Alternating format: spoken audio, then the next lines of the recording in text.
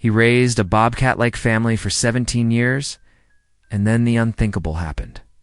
From the moment he found the tiny cub crying in the wild, their bond grew into something no one believed was possible. A man and a wild predator living side by side as if they were father and son.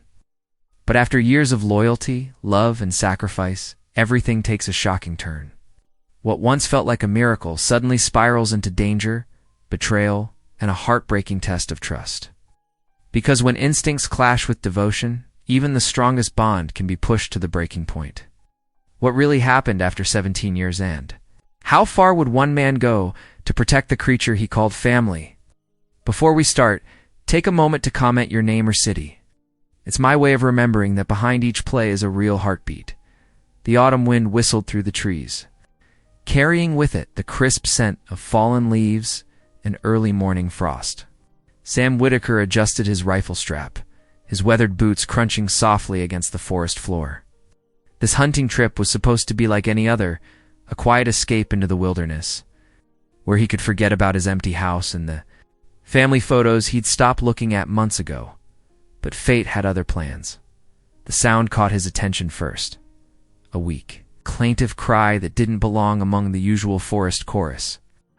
Sam paused, his 52 years of outdoor experience telling him something wasn't right. Following the sound, he pushed through a thick patch of undergrowth, his flannel jacket catching on thorny branches. There, in a small clearing, lay a sight that made his heart catch. A dead bobcat. Clearly the victim of some brutal fight, and beside it, a tiny cub, no bigger than a house cat, mewling weakly. The cub's fur was matted, its small body trembling with cold and fear. Well, now Sam murmured, keeping his voice low and gentle. "What do we have here?" The cub's eyes, barely open, tracked his movement. It tried to back away, but stumbled, too weak to run. Sam's chest tightened. He'd come out here to hunt, not to rescue. But something about those eyes struck him deep. Setting his rifle carefully aside, Sam shrugged off his jacket. "Easy there, little fella," he whispered, inching closer. The cub made no sound as Sam rapped. It gently, in the warm flannel, though he could feel its rapid heartbeat against his hands. The drive home was filled with doubt. Sam's calloused fingers gripped the steering wheel as his mind raced. What was he thinking, bringing a wild animal home? He was a mechanic, not a wildlife expert. His neighbor Earl would probably call him crazy. Hell, half the town would. The cub lay quiet in a box on the passenger seat, wrapped in Sam's jacket. At every stoplight, Sam found himself checking to make sure it was still breathing. Just until you're stronger, he told himself. Just until you can make it on your own. Pulling into his driveway, Sam caught sight of his reflection in the rear view. Mirror gray threading through his dark hair, lines etched deeper around his eyes than he remembered. The house behind him stood silent, too big for just one person since Sarah left. Taking their daughter Jenny with her, inside, Sam created a makeshift nest from old blankets in a corner of his kitchen. The cub, still weak but alert, watched his every move with those piercing amber eyes. Sam warmed some milk and found an eyedropper in his first aid kit. "You need a name," he said, carefully feeding the tiny creature. "Can't just keep calling. You little fella," the cub's fur, despite the dirt and tangles, had a distinctive ashen color. "How about Ash?" The next morning brought the first wave of reactions. Earl, his next-door neighbor for 15 years, spotted Sam bringing in supplies from the local pet store. "Lost your mind, Whitaker." Earl called over the fence, his weathered face creased with concern that there's a wild animal. Ain't meant to be somebody's pet. He's just a cub, Earl. Would have died out there, nature's way, Sam. Sometimes you gotta let it be. But Sam couldn't let it be. That afternoon, as he worked under the hood of Mrs. Peterson's ancient Buick at his shop, his mind kept drifting to Ash. The cub had taken the milk better this morning, showed more strength. Sam found himself hurrying through his repairs, eager to get home. Word spread quickly in their small town. Some folks, like Betty from the diner, brought over old towels and blankets. Others stopped by Sam's shop just to voice their concerns. What happens when it grows up, they'd ask. Can't tame a wild thing. Maybe they were right. Sam had enough failures in his life, his marriage, his relationship with Jenny. The last photo she'd sent him sat unopened on his dresser. But every time he thought about taking Ash to a wildlife center, the cub would look at him with those trusting eyes, and Sam's resolve would strengthen. The first week was the hardest.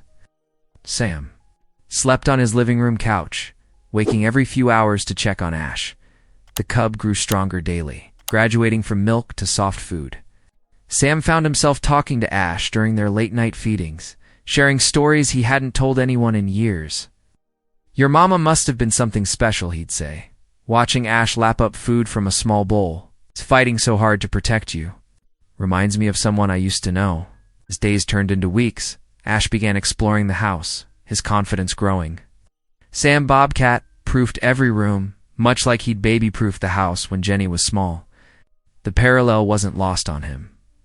One evening, as Sam sat in his recliner reading the paper, Ash climbed onto his lap, something he'd never done before. The cub's weight was solid and warm, his purr vibrating against Sam's chest. Sam's hand shook slightly as he stroked Ash's fur. "Guess we're in this together now, buddy," he whispered. The town's reaction remained mixed. Some, like young Tommy from the hardware store, would bring treats for Ash and ask endless questions about the Bobcat. Others crossed the street when they saw Sam coming, whispering about the crazy mechanic who thought he could turn a wild animal into a house cat. But Sam noticed something changing in himself. The house didn't feel so empty anymore. He started keeping regular hours at the shop instead of working late into the night. He even found himself smiling more, especially when he'd come home to find Ash waiting by the door. One morning, Sam received a call from Sarah. She'd heard about Ash from mutual friends and was concerned. "Have you lost your mind?" she demanded. "What kind of example are you setting for Jenny?" Sam looked over at Ash, who was sprawled in a patch of sunlight on the living room floor. "Maybe I'm learning to take care of something other than myself," he replied quietly. The line went silent for a moment. When Sarah spoke again, her voice was softer. "Just be careful, Sam." That evening, Sam finally opened the envelope containing Jenny's photos. His daughter smiled back at him, holding up a soccer trophy. He propped the picture on his bedside table next to where Ash had taken to sleeping. "See that?" Pointing to the photo. "That's my girl. Maybe someday she'll come visit us." As autumn deepened into winter, Sam's bond with Ash grew stronger. The Bobcat cub was no longer the weak, frightened creature he'd found in the woods. Ash had grown into a sturdy young cat, with clear eyes and a healthy coat that Sam brushed. Daily, during their evening routines, Sam would often reflect on how this unexpected addition to his life had changed him. He had something to care for again, something that needed him. And in return, Ash gave him companionship he hadn't realized he'd been missing. "You know," Sam said one night, as Ash curled up beside him on the couch, "people keep telling me I can't tame a wild thing. Maybe they're right. Maybe it's not about taming you at all. Maybe it's about learning to respect what you are and still finding a way to be family." Ash's only response was a deep purr, but for Sam, it was enough. In the quiet of his home, with his unlikely companion by his side, Sam Whitaker felt something he hadn't experienced in years, hope. The years flowed like a gentle stream, each season bringing new challenges and joys as Ash grew from a fragile cub into a magnificent bobcat. Sam watched with pride as his unusual companion flourished under his care, their bond deepening with each passing day. In those early months, Sam spent countless nights on his living room floor, bottle-feeding the tiny cub. "Come on, buddy," he would whisper in the dim light, his large hands surprisingly gentle as he cradled Ash. "Just a little more." The bobcat's amber eyes would lock with his, filled with trust that made Sam's throat tight with emotion. By the time Ash was 1 year old, he had already claimed Sam's workshop as his second home. Customers would stop and stare through the wide garage doors, watching in amazement as the growing bobcat lounged on an old car seat while Sam worked on engines. Some found it endearing, others unsettling, but Sam paid their opinions little mind. "That ain't natural, Sam," his neighbor Earl would say, shaking his head. Wild animal like that, it belongs in the woods. But Sam knew different. He'd seen how Ash would wait by the door each morning. How he'd greet Sam with a gentle headbutt against his leg. How he'd curl up next to Sam's chair during their evening rituals of watching television together. The divorce came when Ash was 3 years old. Sarah, Sam's wife of 20 years, finally had enough of the loneliness, of Sam's inability to open up, of the growing distance between them. The Bobcat became another point of contention. "It's not just about Ash," Sarah said. During their last argument, her voice tired and resigned. "It's about you choosing everything else over us. Even this wild animal gets more of your attention than your own family." Their daughter Jenny, 16 at the time, chose to leave with her mother. The night they moved out, Sam sat in his empty kitchen, the silence deafening. Ash padded quietly to his side, pressing against his leg. Sam buried his face in the Bobcat's thick fur, letting the tears fall freely for the first time in years. "At least I've still got you, buddy," he whispered, and Ash's steady purr became his anchor in the storm. The years marched on. Ash grew into his full size, impressive and powerful, yet gentle with Sam. They developed their own language of sorts, subtle movements, quiet sounds, an understanding that went beyond words. When Sam's knee started giving him trouble in his late 40s, Ash seemed to sense it, always staying close, as if ready to support him. Through the quiet evenings and long weekends, they were inseparable. Sam would often work late in his shop, the radio playing softly while Ash watched from his perch on an old workbench. The locals got used to the sight of them together, though whispers and concerns never fully died down. 10 years into their life together, the first official warning came. A new family moved in down the street, and their complaints about a dangerous predator in the neighborhood reached the local authorities. Sam found himself defending their bond to a skeptical animal control officer. "Mr. Whitaker," the officer said, clipboard in hand, "you have to understand our position. A full-grown bobcat in a residential area. Ash has never hurt anyone," Sam interrupted, his voice firm but controlled. "He's been here for 10 years. Ask anyone who knows us." The officer left with a warning, but Sam knew it wouldn't be the last time they'd face such challenges. He began keeping detailed records of Ash's behavior, documenting their daily life, proving again and again that their unusual relationship worked. 13 years into their journey, Jenny's wedding invitation arrived in the mail. Sam stood in his driveway for a long time, holding the elegant card, Ash sitting quietly beside him. He hadn't spoken to his daughter in years, just the occasional holiday card or brief phone call. "What do you think, boy?" he asked Ash, who tilted, his head, eyes wise and understanding. "Think it's time to try and make things right?" He attended the wedding, though he sat in the back, feeling like a stranger. Jenny looked beautiful, so much like her mother. She smiled when she saw him, but the distance between them felt like an ocean.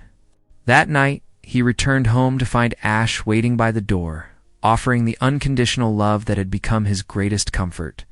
As Ash entered his 15th year, his muzzle beginning to show signs of gray, their routine remained unchanged. Every morning, they would share breakfast, Sam at his small kitchen table, Ash with his special diet in his designated corner. Every evening, they would sit together on the porch, watching the sun paint the sky in brilliant colors. The whispers and concerns about Ash never truly stopped. Every few months, someone would raise questions about the safety of keeping a wild animal in town. But Sam stood firm, protected by years of documentation showing Ashay's gentle nature and the support of those who had witnessed their extraordinary bond firsthand. "You see that Bobcat of Sam's?" People would tell newcomers. "Known him since he was no bigger than a house cat. Gentle as can be, long as you respect him." 17 years had transformed both their lives. Sam's hair had turned completely gray, his movements a little slower, his face lined with the stories of passing time. Ash, too, had aged, his once fierce appearance softened by the years, though his eyes remained bright and alert, especially when fixed on Sam. Their bond had grown into something beyond what most people could understand. It wasn't just about a man and his unusual pet. They were family, bound by years of shared solitude, mutual trust, and unwavering loyalty. Through the losses, the challenges, and the quiet victories, they had found in each other something rare and precious, a sense of belonging. One peaceful evening, as they sat in their usual spots on the porch, Sam reached over to scratch behind Ash's ears. The bobcat leaned into his touch, a low purr rumbling in his chest. The sound brought a smile to Sam's weathered face, his heart full with the simple joy of their companionship. "Who'd have thought, huh?" he murmured, watching the sunset paint the sky in shades of gold and purple. 17 years old, friend? 17 years of you and me against the world. Ash's gentle purr continued, a sound that had become as familiar to Sam as his own heartbeat. In that moment, as the day faded into dusk, their story wasn't about a man who saved a wild animal. It was about two souls who had saved each other, finding family in the most unexpected place. 17 years of peaceful coexistence changed. When Curtis Harlan rolled into town in his sleek black SUV, the land developer had already bought up 3 properties on the outskirts, turning them into exclusive hunting lodges for wealthy clients. His presence brought an air of unease to the small community. Like dark clouds gathering before a storm, Sam first noticed Harlan at the local diner, holding court with several town council members. The developer's well-tailored suit and manicured appearance stood out among the working-class patrons. His booming laugh carried across the room, but his eyes remained cold and calculating. "That's quite a situation you've got there," Whitaker Harlan called out one morning as Sam walked past the diner.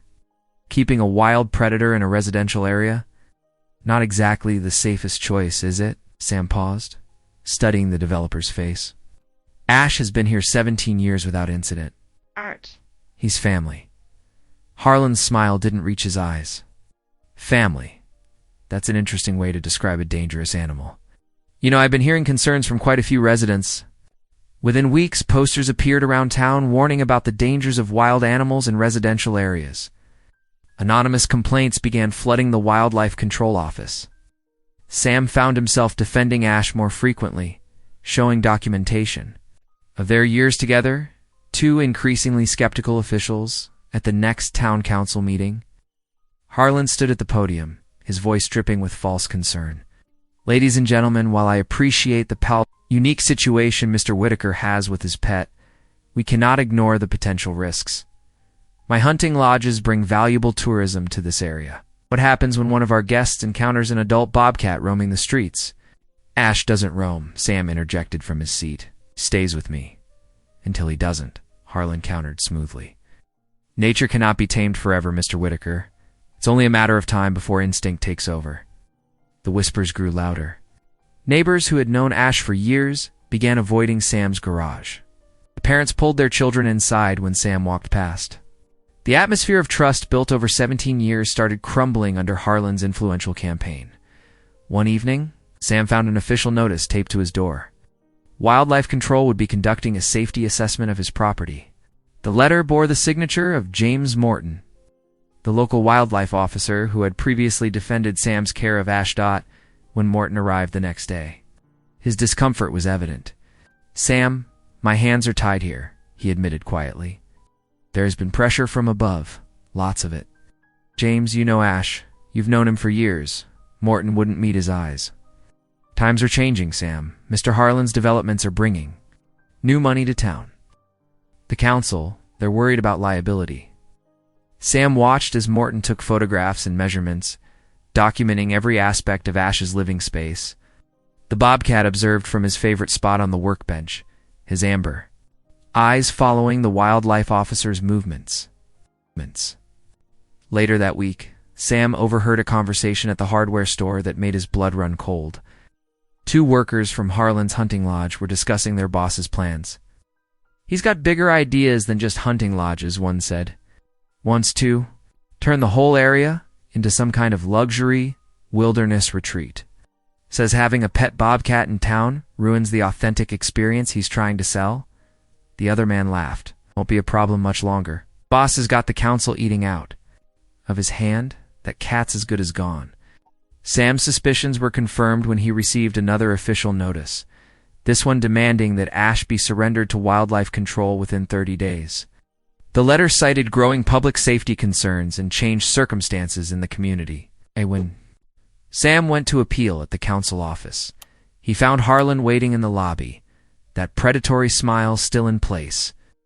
"Mr. Whitaker," Harlan said, spreading his hands in a gesture of false sympathy, "I understand this must be difficult for you, but surely you see that this is for the best?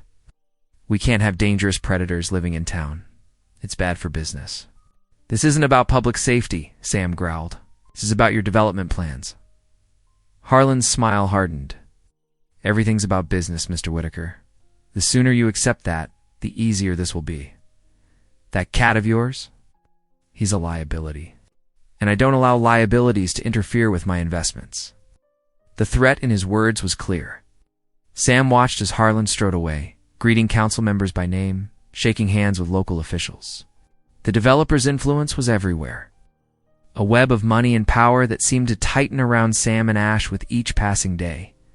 That evening, Sam sat on his porch with Ash, scratching behind the Bobcat's ears as they watched the sunset together. The thought of losing his companion of 17 years made his chest ache. Ash had been there through the divorce, through Jenny moving away, through countless lonely nights. It wasn't just a pet, he was family. "We'll figure this out, buddy," Sam promised, his voice rough with emotion. "I won't let them take you." "Not after all these years." Ash pressed against his leg, purring softly, unaware of the forces gathering against them. In the distance, Sam could see the lights of Harlan's newest hunting lodge glowing on the hillside, a reminder that their peaceful life was under threat from a man who saw their bond as nothing more than an obstacle to his profits. The morning dawned cold and gray, matching the heaviness in Sam's heart. He'd barely slept, spending most of the night in his workshop with Ash, running his weathered hands through the Bobcat's thick fur. The 30-day deadline wasn't up for another week, but something in his gut told him they wouldn't wait that long. He was right. The rumble of engines broke the dawn silence. 3 white wildlife control trucks rolled up his gravel driveway, followed by 2 police cruisers. Sam's hands began to shake as he stood from his workbench, where Ash lay peacefully napping. "It's okay, buddy," he whispered, though his voice cracked. "It's gonna be okay." Ash's ears perked up at the sound of car doors slamming. The Bobcat raised his head, amber eyes alert but calm, trusting in Sam's presence as he had for 17 years. Heavy boots crunched on gravel. Sam opened his workshop door before they could knock, confronting the wall of uniformed officers and wildlife control personnel. James Morton stood among them, looking everywhere but at Sam's face. "You're early," Sam said, his voice rough. "I still have a week." A woman in a crisp wildlife control uniform stepped forward, clipboard in hand. "New evidence of public safety? Concerns has accelerated the timeline, Mr. Whitaker. We have a court order for immediate removal." "What new evidence?"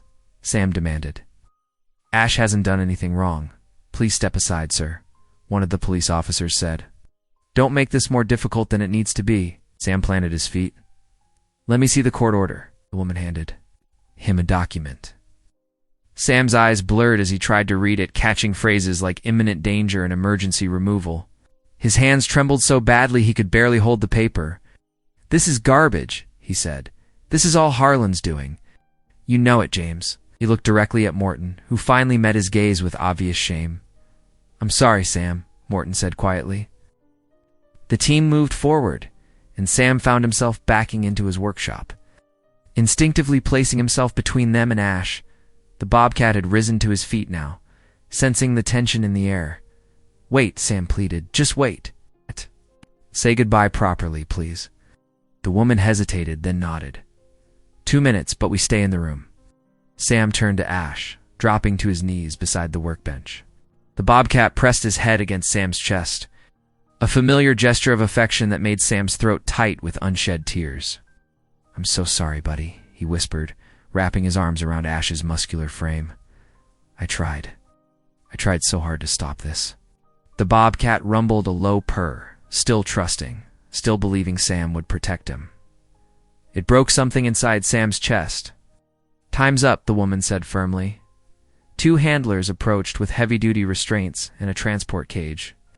Ash's body tensed, his purr turning to a low growl as unfamiliar hands reached for him. "No, don't." Sam tried to stay between them. "We'll come quietly if I—" A police officer pulled him back. "Sir, step away."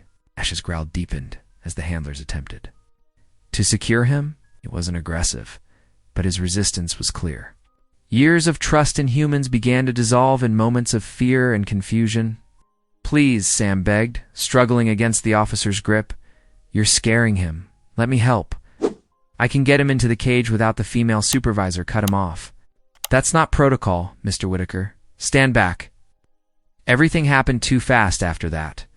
Ash tried to retreat, but the handlers had him cornered. When one attempted to loop a restraint around his neck, the Bobcat let out a distressed yowl that shattered Sam's heart. "Stop it." Sam broke free from the officer, lunging forward. "You're hurting him." Two more officers grabbed him, pulling him toward the workshop door. Sam fought against their grip, watching helplessly as the handlers finally managed to secure Ash and force him into the transport cage. The Bobcat's eyes found Sam's through the metal bars, and the look of betrayal in those amber depths was unbearable. For 17 years, Sam had been Ash's protector, his family. Now he was watching strangers cage his beloved companion while being physically restrained from helping. "I'm sorry," Sam called out as they carried the cage past him. "Ash, I'm sorry." The Bobcat let out another cry, more mournful than angry. The sound followed Sam out into the morning air as they loaded the cage into one of the trucks. The officers released him once the cage was secured. Sam stood in his driveway, legs barely holding him up, as the convoy of vehicles pulled away. The last thing he saw was Ash's face through the bars of the cage, those trusted amber eyes fixed on him, till the truck turned onto the main road and disappeared. Silence fell over the property. Sam stood there for a long time, staring at the empty driveway, his world crumbling around him. Finally, his legs gave out, and he sank to his knees in the gravel. With trembling hands, he pulled out his phone and dialed his daughter's number. It rang 4 times before going to voicemail. "Sarah," he said, his voice breaking. "They took him. They took Ash. I just need to talk to you, please." An hour later, his phone buzzed with a text message. "Dad, I can't keep watching you do this to yourself." Ash was never meant to be a pet. Maybe this is for the best. Time to move on. Sam read the message through tears, feeling the last pieces of his heart shatter.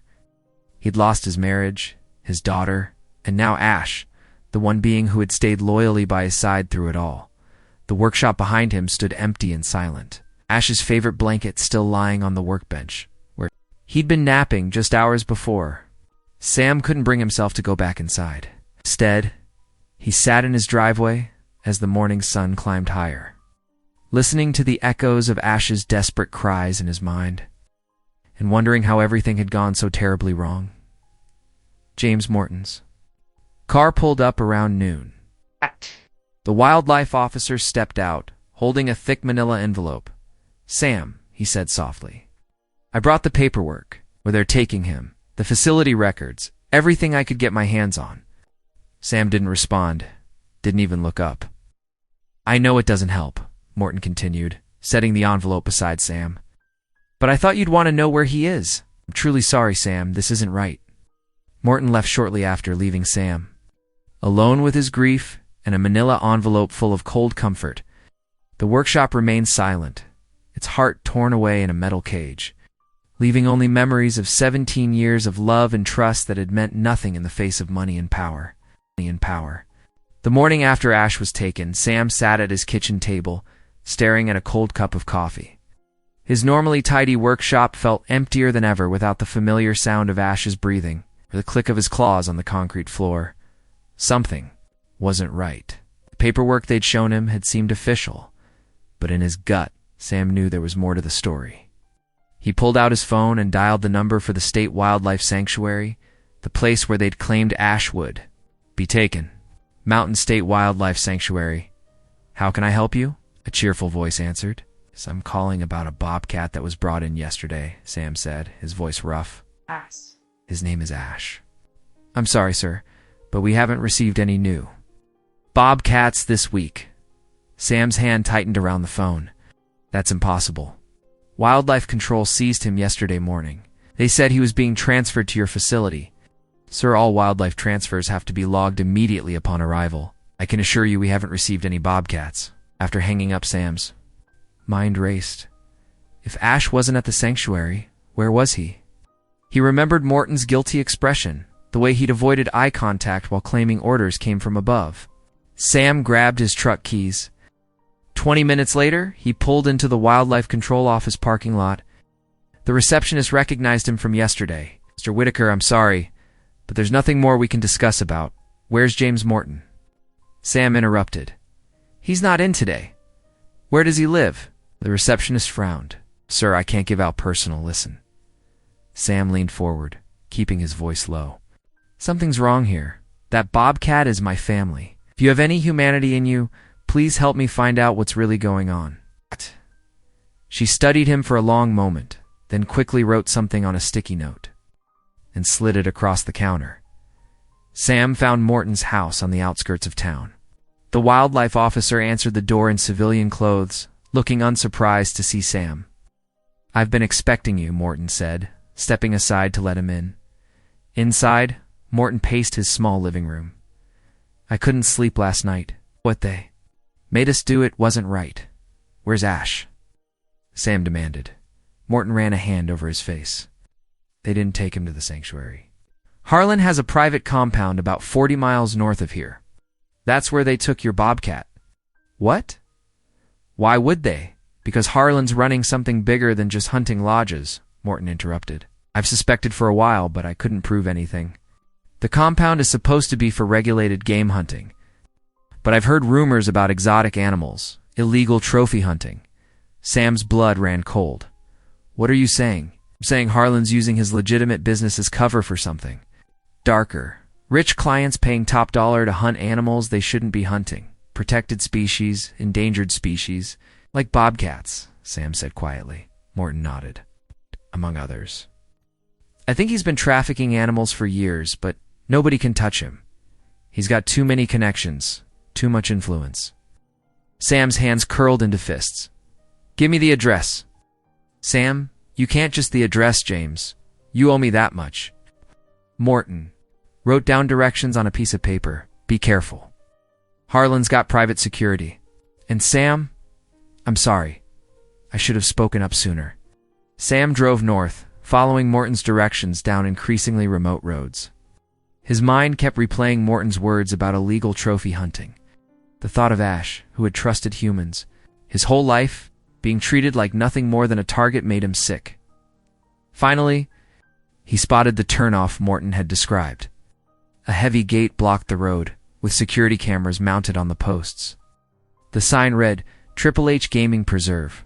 Private property. Sam parked his truck out of sight and walked through the woods parallel to the fence line. After about half a mile, he found a spot where he could see some of the compound buildings through the trees. Several large enclosures were visible along, with what looked like hunting blinds positioned throughout the property.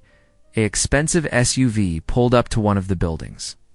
Sam recognized Curtis Harlan as he stepped out, greeting two well-dressed men who emerged from the building.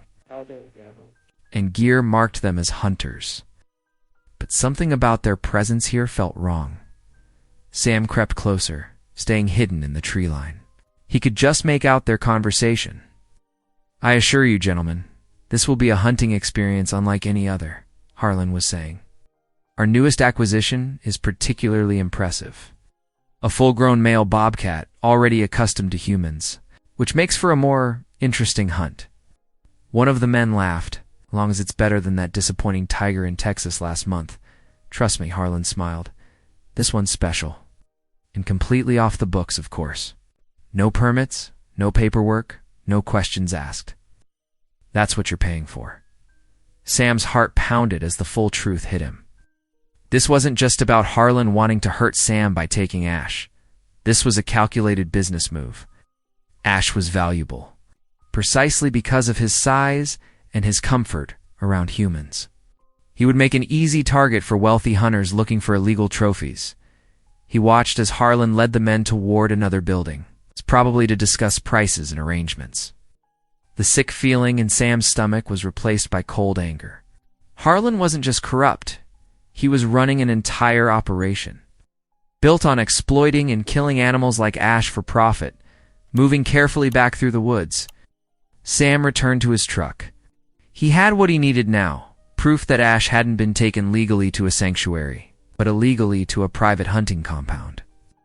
Proof that Harlan was running an illegal trafficking and trophy hunting operation right under everyone's noses. But proof wasn't enough.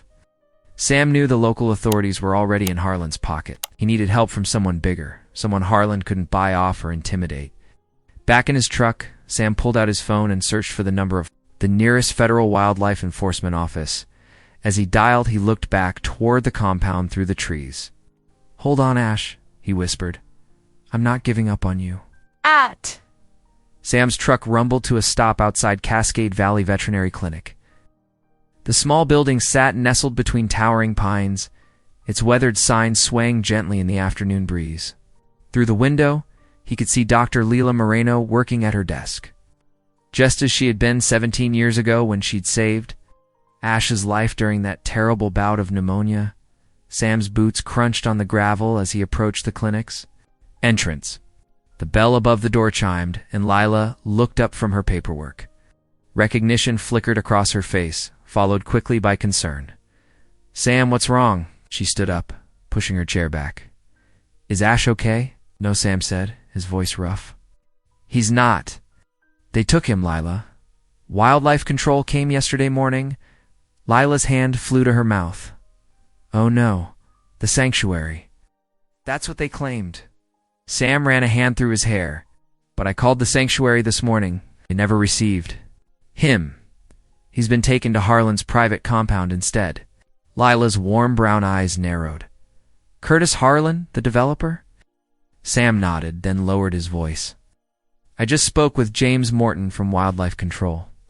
Harlan's running some kind of illegal hunting operation up there. Exotic animals, protected species." His voice caught. "Bobcats." Lila sank back into her chair, her face pale. "I've heard whispers about that place. Rich clients paying for trophy hunts, but I never had proof." She looked up at Sam. "What are you planning to do?" "I need your help," Sam said. "You're the only one who knows Ash's medical history, his identifying marks. Okay. If we can document what's happening up there, prove that Ash was taken illegally." "Sam," Leila interrupted, "Harlan is dangerous. He's got connections everywhere. We start poking around, I know." Sam leaned forward, planting his hands on her desk. "But Ash's family, I can't leave him there." "Please, Lila. You saved him once before." Lila was quiet for a long moment, absently twisting the silver ring on her right hand. Finally, she stood up. "Let me get my camera and medical kit. We'll need evidence." 20 minutes later, they were in Sam's truck, heading north. Lila had changed into dark clothing and sturdy boots, her medical bag and camera secure in the back seat. "The compound is about 40 miles north," Sam explained. "Morton gave me directions. There's a service road that runs along the back of the property." Lila nodded, her expression determined. "We should document everything we see. Photos, video. If possible, I'll need clear shots of any animals to identify species, especially protected ones." As they drove, the landscape grew increasingly wild and remote. The paved road gave way to gravel, then dirt. After nearly an hour, Sam pulled off onto an overgrown track that wound through dense forest. "There," Leila whispered, pointing through the trees. A high fence emerged from the forest, topped with barbed wire. Security cameras were mounted at regular intervals. Sam parked the truck in a natural hollow, concealed by thick undergrowth. They moved carefully through the woods, staying in the shadows of the trees. Lila's camera clicked quietly as they documented the security measures. Suddenly, she grabbed Sam's arm. "Look." Through a gap in the fence, they could see a series of heavy-duty cages arranged in rows. Inside, various animals paced restlessly. Sam's heart clenched when he spotted a familiar tawny coat. "That's him," he breathed.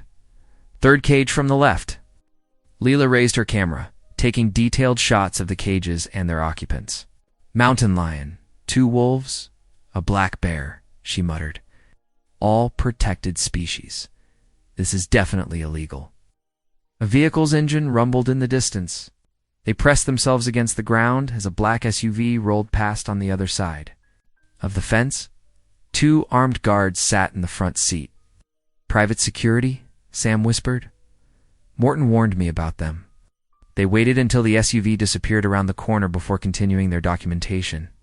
Lila was thorough, photographing everything from the cage specifications to the feeding schedules posted on a nearby shed. "Sam," she said softly, "look at this." She pointed to a clipboard hanging by the cages. "These are hunting schedules, dates, clients, target animals." Her voice shook. "Ash is listed for next week." Sam's vision blurred with anger. "We need to get this to the authorities." "Not local," Leela said firmly. "Probably in Harlan's pocket. We need to go state level, maybe even federal." A twig snapped behind them. They spun around to find 2 of Harlan's security guards, weapons raised. Well, one of them smirked. "What do we have here?" "Don't move," the other guard ordered. Sam shifted slightly, positioning himself between the guards and Lila. She clutched her camera tightly behind her back. "This is private property," the first guard said. "You're trespassing." "We were just hiking," Sam replied evenly, got turned around.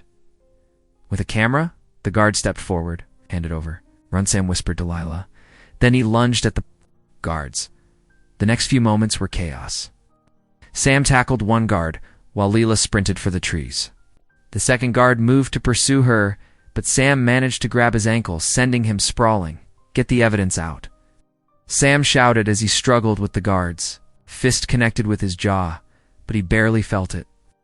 All that mattered was giving. "Leela, enough time to escape with the photos?" Through the fence, he heard Ash's distinctive growl, responding to the commotion. The sound gave him strength as he fought to keep the guards occupied. Finally, he managed to break free. His shirt was torn, and his lip was bleeding, but he could hear Lila's footsteps fading into the distance. She had made it. Sam ran, zigzagging through the trees as shouts and threats echoed behind him. He didn't slow down until he reached the truck, where Leela was already waiting in the passenger seat, clutching her camera. "Drive," she gasped as he jumped in. Sam gunned the engine, throwing up dirt as they sped away from the compound. In the rearview mirror, he could see the guards emerging from the trees, but they were too late. "Are you okay?" Lila asked, examining. His split lip fine, Sam grunted. "Did you get enough evidence?" Lila nodded, her hand still shaking slightly. "More than enough. Species, dates, client names. This is going to shut them down, Sam. But we have to move fast," Sam said. "Hunting schedule? I know." Lila's voice was grim. "We have less than a week before they plan to." She couldn't finish the sentence. "Who can we trust?" Sam asked. "I have a contact at the State Wildlife Commission," Lila said. "It's someone who's been trying to build a case against a legal trophy. Hunting." With these photos and documents, Sam's hands tightened on the steering wheel. "Make the call." As they drove back toward town, the sun was setting behind the mountains. Sam could still hear Ash's growl echoing in his ears, still full of strength, despite his captivity. "Hold on, old friend," he thought. "We're coming for you, Lila." Was already on her phone, speaking quietly but urgently to her contact. Sam knew they had crossed the line today. Harlan would come after them now, but they had evidence. They had proof. Most importantly, they had each other. For the first time since Ash had been taken, Sam felt hope stir in his chest. A real fight was just beginning. The night wrapped around Sam like a cold blanket as he crept along the compound's perimeter. His heart hammered against his ribs, each beat seeming to echo in the darkness. The security patrol had just passed, giving him a narrow window of opportunity, using the wire cutters he'd brought. Sam made quick work of a section of fence hidden behind thick brush. The metal gave way with a soft snap that seemed deafening. In the quiet night, he slipped through the gap, staying low and close to the shadows. The compound's layout was exactly as Lila had described. Sam made his way past the first row of enclosures, hearing the restless movements of captive animals. The stench of fear and neglect hung heavy in the air. He found Ash's cage near the center of the compound. The Bobcat's amber eyes gleamed in.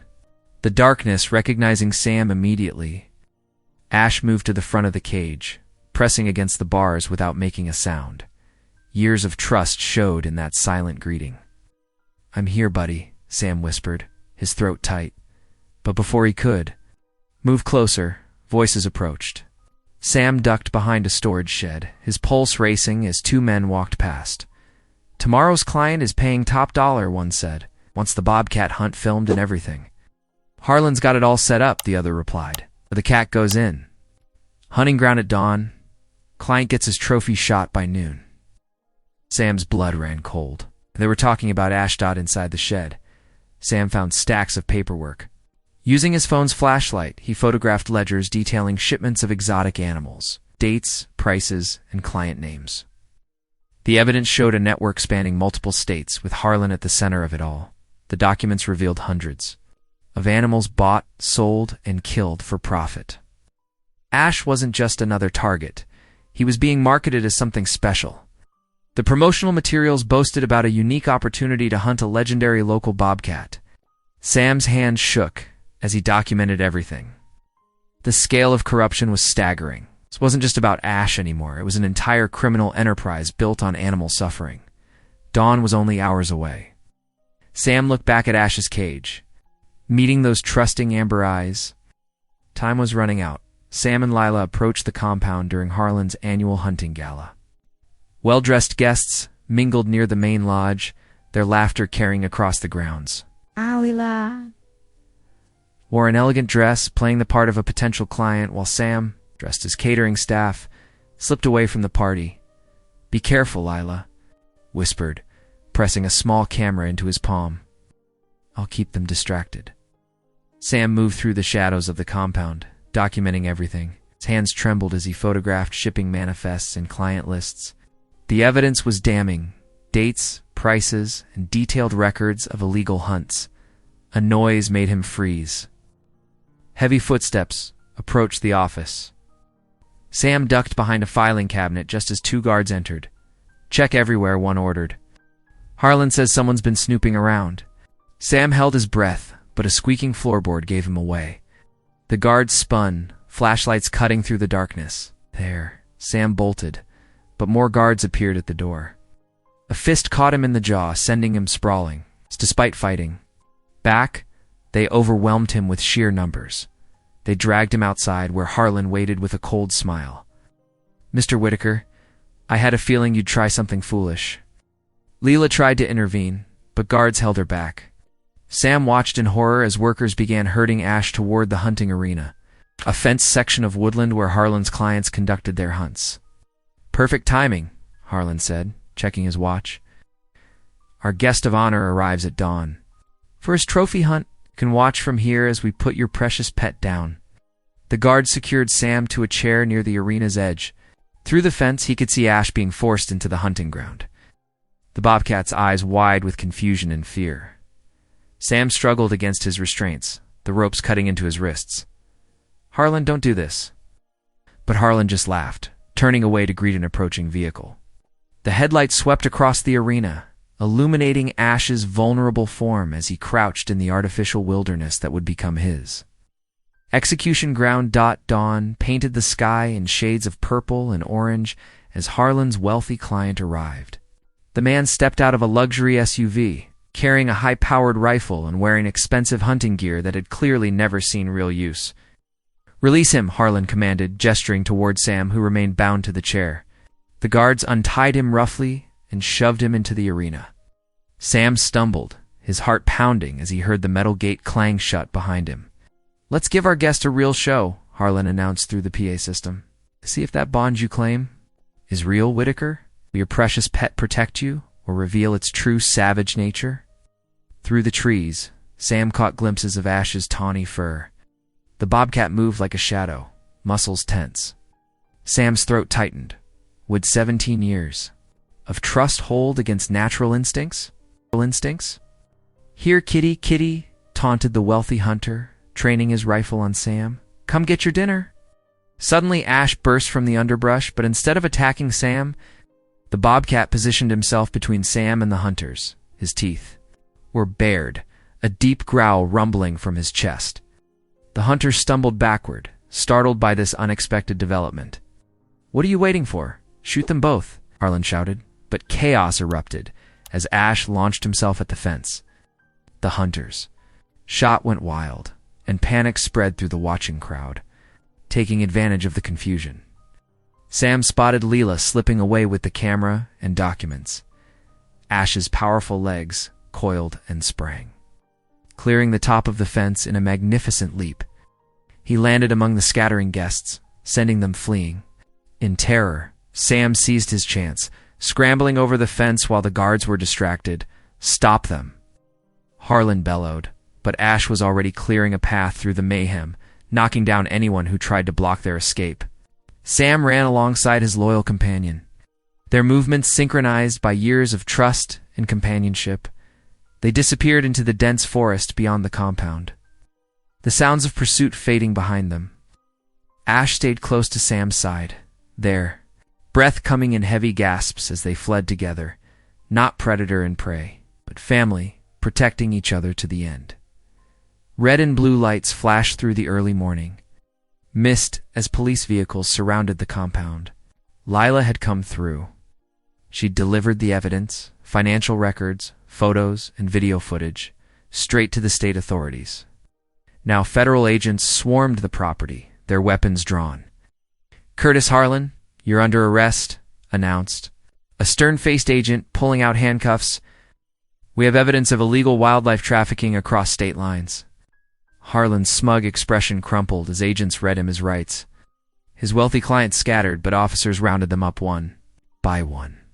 Sam watched with quiet satisfaction as his tormentor was led away in handcuffs, the trafficking empire crumbling before his eyes. Days later, Sam stood at the fence of the Wildheart Animal Sanctuary, watching Ash explore his new home, the Bobcat. Moved with grace through the natural habitat, yet frequently returned to the fence where Sam stood. Dr. Rachel Chen, sanctuary director, placed a gentle hand on Sam's shoulder. "He'll have 3 acres to roam," she explained, "and you can visit whenever you want. He's earned his freedom, but that doesn't mean goodbye." Sam nodded, his throat tight with emotion. He needs this, to be wild, but safe. A familiar voice called out behind him, "Dad." Sam turned to find his daughter Sarah standing there, tears in her eyes. "I saw the news," she said softly, "about what you did, about Ash. I understand now why you couldn't let him go, why you fought so hard." Sam opened his arms and Sarah stepped into them. They held each other, years of misunderstanding melting away. Near the fence, Ash watched them with those intelligent amber eyes, as if approving of this reconciliation. "Love is love," Sam said simply, holding his daughter close. "Whether it's for a child or a wild creature who needed you, sometimes you have to fight for it." Sarah wiped her eyes. "I'm sorry I didn't understand before, but I do now, Dad. I really do." As they stood together, watching Ash in his new home, Sam felt a deep peace settle over him. Justice had been served. Was safe and free, and most precious of all, his. The daughter was back in his life. Some bonds, he realized, truly were eternal, whether forged by blood or by the heart's wild choices. If this story found you at the right moment, subscribe and stay close. Tomorrow's may be the reminder you didn't know you needed.